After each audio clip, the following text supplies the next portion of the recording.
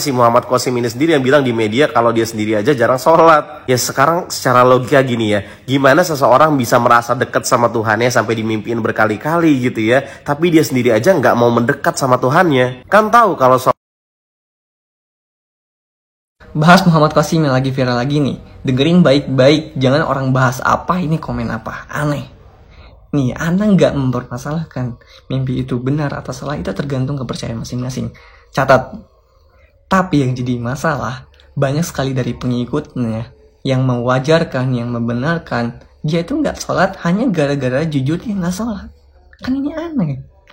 Hati-hati loh, mereka tuh tokoh. Dan dampaknya ke orang-orang, banyak yang beranggapan nggak apa-apa nggak sholat, yang penting jujur. Ini kan salah.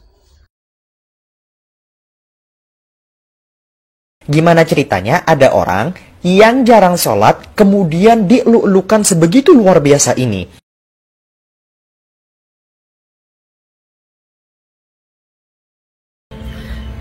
Aku tak boleh nak cakap apa-apa lah.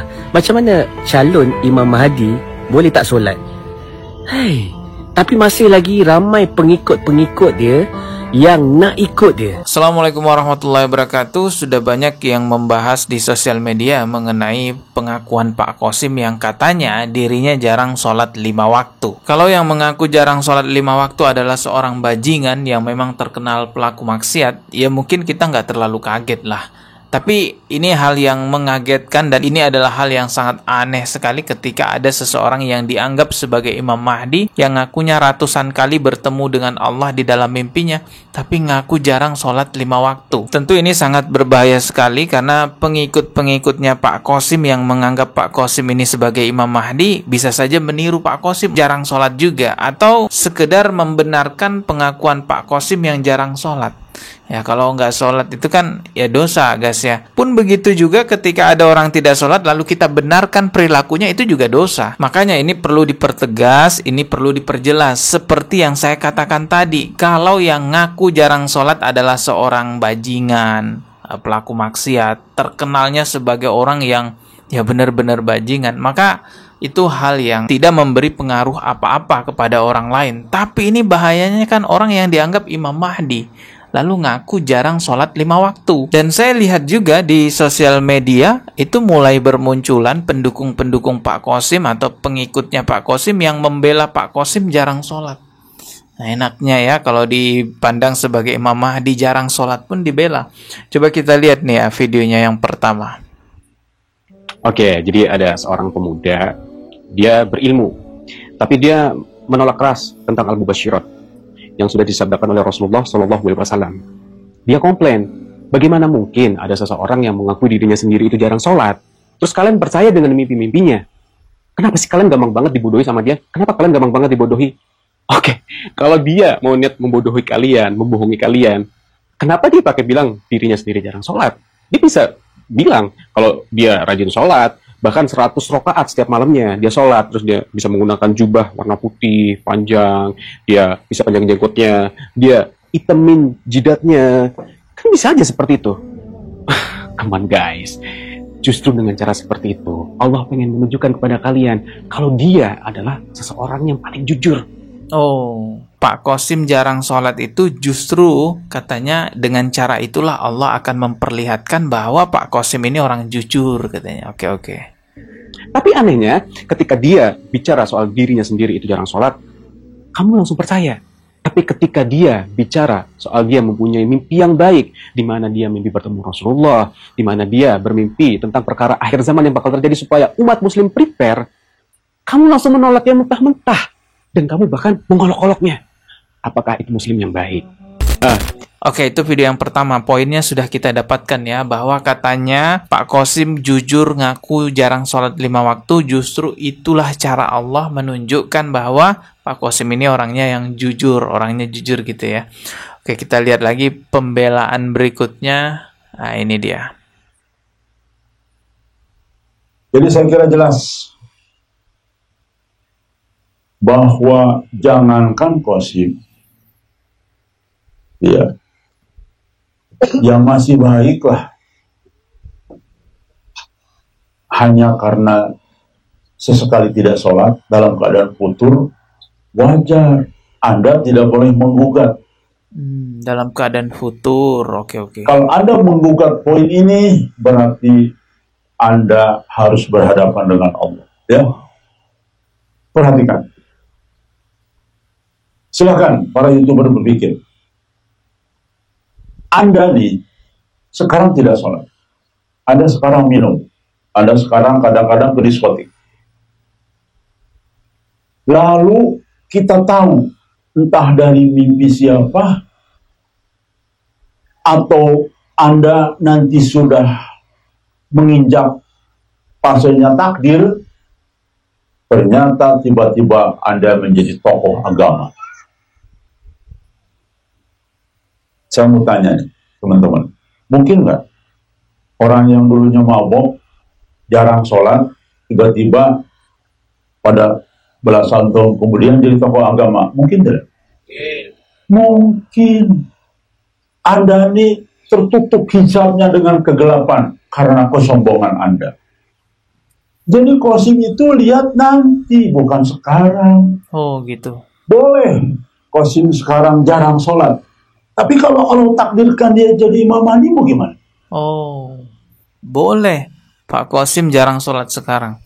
Tapi kalau nanti Allah takdirkan sebagai Imam Mahdi, terus gimana? Kita mau apa kalau Allah takdirkan begitu? Wah, enak banget Pak Qasim dipandang sebagai Imam Mahdi ya. Jarang sholat pun ada saja dalih untuk membela dia. Yang pertama katanya pengakuan Pak Qasim jarang sholat itu justru memperlihatkan bahwa Pak Qasim ini orangnya jujur gitu ya. Lalu pembelaan yang kedua katanya Pak Qasim jarang sholat bukan berarti nantinya tidak bisa jadi Imam Mahdi. Katanya kalau Allah berkehendak terus gimana?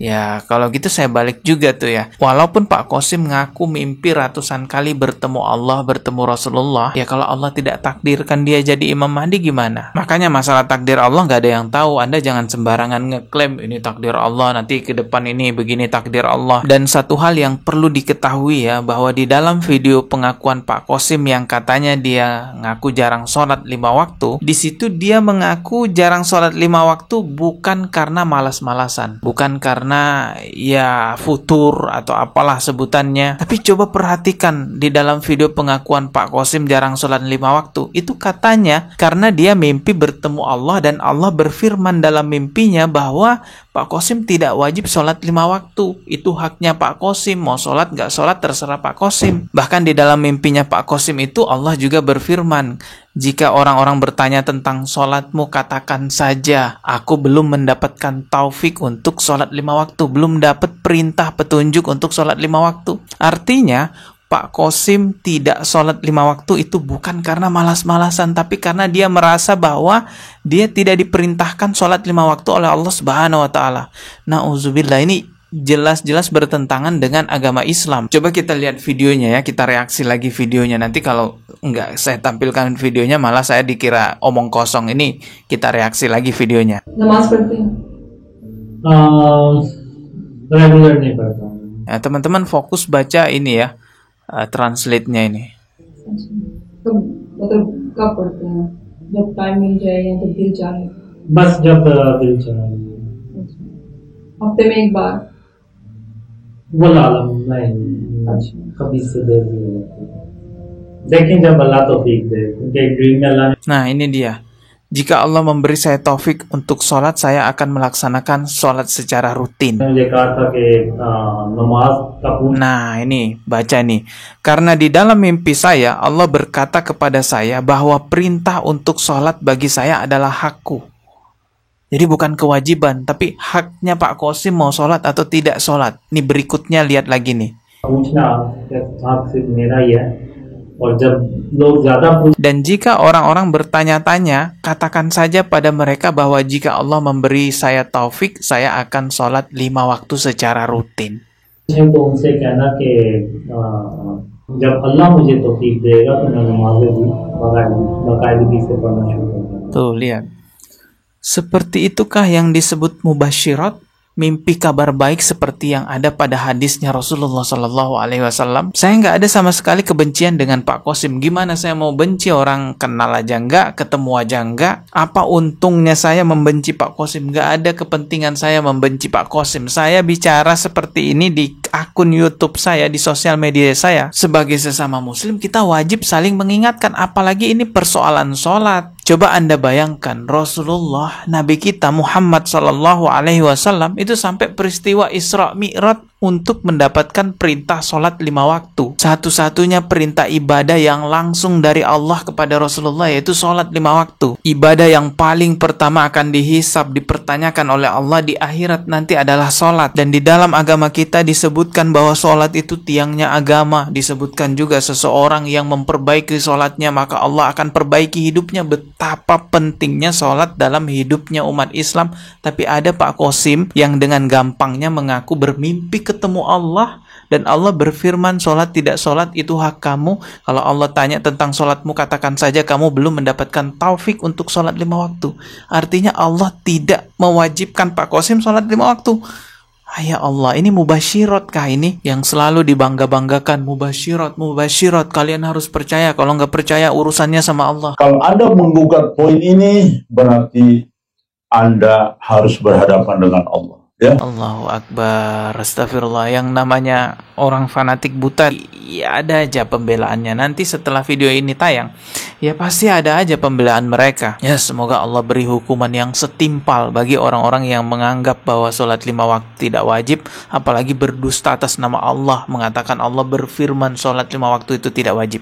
Nauzubillahi min zalik. Yang mengatakan dan yang membenarkan perkataan itu, ya, semoga Allah beri hukuman yang setimpal dan semoga Allah beri hidayah kepada mereka semua. Kita ketemu lagi di video berikutnya. Subscribe dan juga loncengnya ditekan sebagai notifikasi. Wassalamualaikum warahmatullahi wabarakatuh.